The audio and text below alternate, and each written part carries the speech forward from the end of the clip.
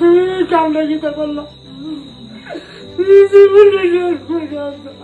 দেশের পরিচিত content creator Ripon মিয়া, যাকে সবাই রিপন ভিডিও নামেই চেনে, এখন বিতর্কের কেন্দ্রবিন্দু তিনি। সম্প্রতি পরিবারের অভিযোগ তিনি বাবা মায়ের ভরণ পোষণ দেন না এবং স্ত্রী ও সন্তানকেও অস্বীকার করছেন। সবারই তো জানার খুব ইচ্ছে আমি রিপন কোন ফোন চালাই।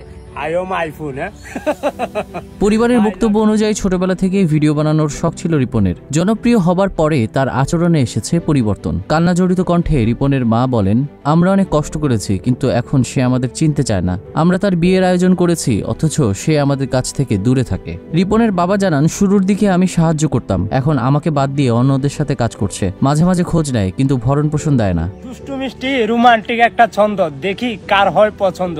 এই যে দেখছেন আমি বাইকে বসে রয়েছি, এটা কি আমার শ্বশুর? পরিবারের অভিযোগ সামাজিক মাধ্যমে ছড়িয়ে পড়ার পর তীব্র সমালোচনার মুখে পড়েছেন রিপন। তবে ঘটনার রাতেই তিনি মায়ের সঙ্গে দেখা করেন এবং আবেগ ঘনভাবে বলেন, মা তুমি এরকম কেন করলে? আমি কি তোমাদের দেখি না?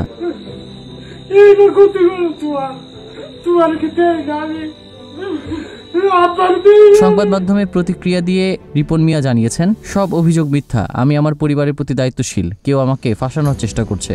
পরিস্থিতি এখন পরস্পর বিরোধী বক্তব্যের মধ্য দিয়েই চলছে। তবে অনেকের প্রশ্ন, জনপ্রিয়তা কি সত্যিই মানুষকে পরিবার থেকে দূরে ঠেলে দেয়?